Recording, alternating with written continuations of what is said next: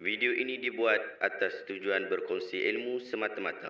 Ia tidak dibuat untuk menghina atau menjatuhkan kredibiliti mana-mana pihak, organisasi atau jabatan.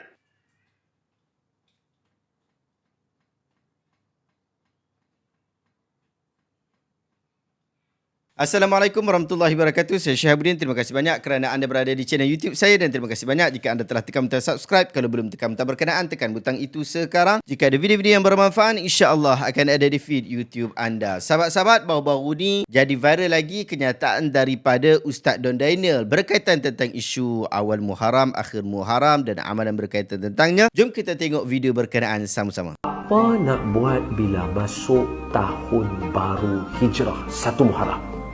Dengar sini. Allahumma salli ala Sayyidina Muhammad. Assalamualaikum. Bila sampai 1 Muharram 1445 Hijrah, maknanya sehari sebelum tu adalah hujung tahun 1444. Ada perkara penting semua orang kena tahu, iaitu dalam satu hadis Nabi SAW, Nabi ada sebut tidak adalah malaikat yang mencatat amalan kita naik membawa buku amalan kita. Boleh tengok dalam surah Kahfi berkaitan dengan buku amalan kita. Jadi Allah Ta'ala akan tanya kepada malaikat tu, hai malaikat, tengok sat muka surat awal buku dia dan tengok sat muka surat akhir buku dia. Kalau dua-dua baik, maka Allah akan kata, aku ampunkan kesemua di antara dua perkara baik ni, wahai malaikat, bersaksilah kamu. Sebab itu, untuk hujung tahun kita nak cuba baca Yasin, buat amal soleh supaya kita tutup dengan yang baik. Kemudian kita mula balik tahun baru dengan yang baik. Supaya tahun yang dulu kita mula tahun baru dengan hujung baik kedua-duanya, Allah ampunkan di antara kedua-dua perkara baik itu. Wallahualam. Semoga Allah ampunkan dosa kita. Alhamdulillah kita telah menonton video berkenaan. Jom kita berikan reaction berkaitan tentang isu ini. Sahabat-sahabat, ini video baru sebab Ustaz Don sebut tentang 1 Muharram 1445 Hijriah, iaitu tahun hijrah pada tahun ini. Dan ia juga kenyataan baru yang sedikit berbeza jika nak dibandingkan dengan tahun-tahun sebelum ini. Oleh itu, ia agak fresh untuk kita buat reaction dan kita buat semakan. Pun begitu, sebelum nak mula, saya nak ingatkan bahawa kritikan saya ini khusus kepada isu Ustaz Don ini sahaja. Ia tidak ada kaitan langsung dengan peribadi Ustaz Don dan niat baik beliau di dalam mengajak orang melakukan kebaikan. Kritikan ini tulus dengan tujuan memperbaiki diri dan berkongsi ilmu sesama kita. Sahabat-sahabat, yang pertama, Alhamdulillah saya yakin bahawa saya berjaya memahami tujuan Ustaz Don mengeluarkan video ini, iaitu dia mahu ajak kita sama-sama memperbanyakkan melakukan kebaikan sehingga akhirnya Allah Ta'ala akan ampunkan dosa kita. Menghubungkan akhir tahun dengan awal tahun dengan amal-amal kebaikan, itu adalah fokus daripada kenyataan Ustaz Don. Yang kedua, Ustaz Don sebut bahawa ada hadis Nabi SAW yang menyebutkan tidak adalah malaikat yang mencatat amalan kita, naik membawa buku amalan kita. Jadi Allah akan tanya kepada malaikat itu, wahai malaikat, tengok muka surah awal buku dia dan muka surah akhir buku dia. Kalau dua-dua baik, Allah Ta'ala akan kata, aku akan ampunkan kesemua di antara perkara baik ini. Wahai malaikat, bersaksilah kamu. Itu yang Ustaz Don riwayatkan.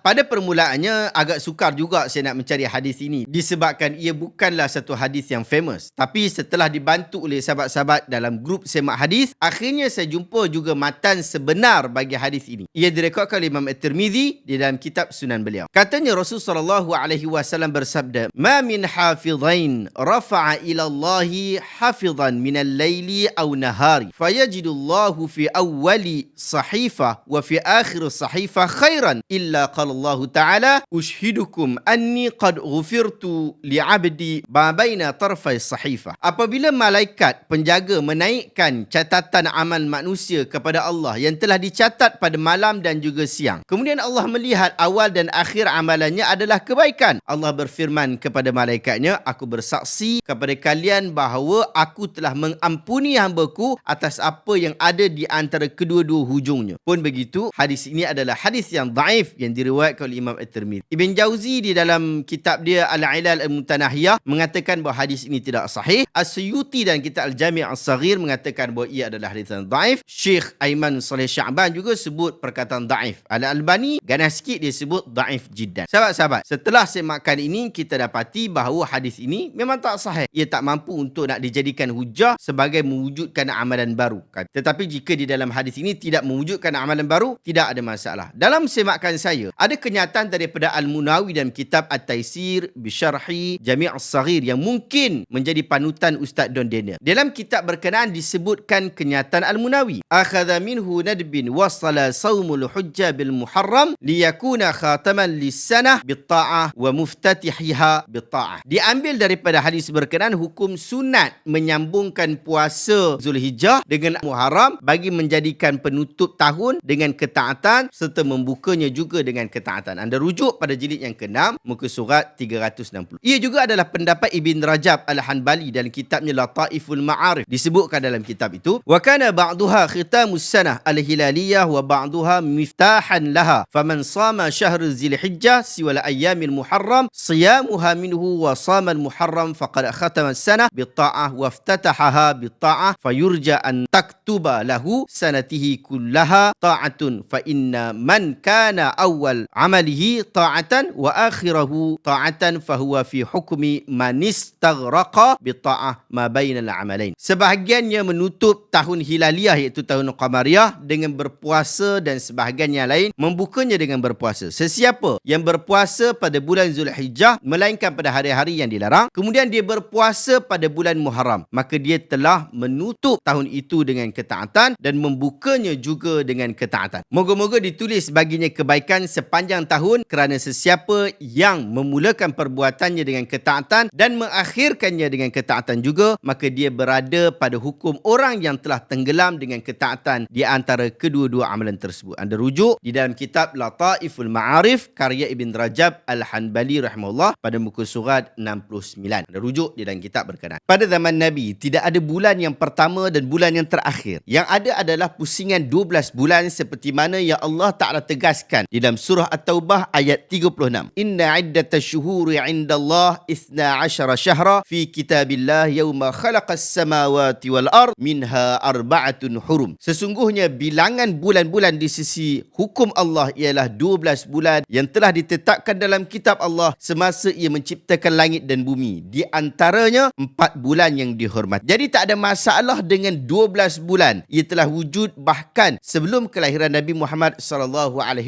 Cuma tiada yang mula dan tiada yang akhir secara khusus. Tetapi jika nak dirujuk kepada buku amalan kita diangkat oleh malaikat hafazah, telah sabit ia berlaku secara harian, ia berlaku secara mingguan, ia berlaku secara tahunan. Harian berdasarkan kepada hadis yang orang duk salah faham berkaitan tentang hadis sedekah subuh. Mingguan adalah pada hari Isnin dan Khamis seperti mana yang direkodkan oleh Imam At-Tirmizi. Nabi SAW bersabda, tu'radul a'malu yawmal Isnin wal Khamis fa uhibbu an yu'rada amali wa ana sa'imun. Amalan dibentangkan pada hari Isnin dan Khamis, maka aku lebih suka amalan aku dibentangkan ketika aku sedang berpuasa. Riwayat Imam Tirmizi, anda boleh rujuk di dalam kitab berkenaan. Manakala tahunan pula yang sabit sungguh bukanlah pada bulan Muharram tetapi pada bulan Sya'ban. Kata Ibn Hajar, tidak dinafikan bahawa diangkatnya amalan pada bulan Sya'ban berdasarkan hadis Nabi SAW bahawa sesungguhnya ia bulan Sya'ban adalah bulan yang diangkat padanya amalan. Manakala hadis aku lebih suka amalanku diangkat dalam keadaan aku sedang berpuasa bagi menunjukkan amalan itu terangkat iaitu amalan mingguan berbentuk terperinci. Dan manakala amalan tahunan pula berbentuk umum. Anda boleh rujuk dalam Tuhfatul Ahwazi jilid ketiga muka surat 375. Jelas Ibn Hajar memahami bahawa tahunan bermaksud bulan Sya'ban seperti mana yang direkodkan di dalam hadis, bukan bulan Muharram. Kita tak boleh nafikan satu kenyataan yang confirm kita kena pegang jikapun benar hadis itu, iaitu hadis ini tidak merujuk kepada tahun hijrah yang ada pada hari ini. Bahkan mustahil ia merujuk kepada kalender hijrah yang ada pada hari ini. Kerana Nabi SAW dia tak pernah pun jumpa awal tahun dan akhir tahun macam yang kita hadapi hari ini. Zaman Nabi SAW belum ada kalender sebagaimana yang kita pakai hari ini. Ya, waktu zaman Nabi itu dah ada kalender Rom kuno, tetapi Nabi tak gunakan dalam pemerintahan. Jadi kita tak nampak practicality kalender pada zaman Nabi SAW. Kalender hijriah pula mula muncul ketika pemerintahan Umar Al-Khattab. Kisahnya, ia bermula dengan sepucuk surat daripada Abu Musa Asy'ari yang waktu tu dia jadi governor dekat Basrah. Dalam surat tu disebutkan, innahu ya'tina min amiril mu'minin kutubun falanadri ala ayyu na'mal wa qad qara'na mahalahu Sya'ban falanadri ahwa alladhi nahnu fihi amil madi. Dah sampai kepada kami beberapa surat daripada Amirul Mukminin. Sementara kami tidak tahu bilakah kami patut untuk melaksanakannya. Kami telah membaca surat yang ditulis pada bulan Sya'ban, tetapi kami tidak tahu surat itu memerintahkan Sya'ban tahun ini ataupun tahun lepas. Lalu Umar pun dikumpul para sahabat, kemudian dia kata kepada para sahabat, da'u linnas syai'an ya'rifuna. Tetapkanlah sesuatu bagi masyarakat supaya mereka dapat mengenalinya. Kemudian setelah itu baru wujud perbincangan tentang kalender Hijriah. Anda boleh rujuk kisah ini dalam kitab Umdatul Qari fi Syarah Sahih Al-Bukhari. Ada penjelasan panjang berkaitan tentang isu itu sehinggalah terwujudnya kalender seperti mana yang ada pada hari ini. Maka kita faham daripada cerita ni bahawa kalender itu baru muncul pada zaman Umar, tidak pada zaman Rasulullah dan tidak juga pada zaman Abu Bakar. Maka mustahil ada hadis yang merujuk kepada kalender yang belum wujud. Ketiga, sahabat-sahabat, walaupun kalender belum wujud, tetapi bulan, bilangan hari memang telah wujud pada zaman Nabi SAW. Walaupun tidak ada hadis yang khusus menyebutkan tentang kalender ataupun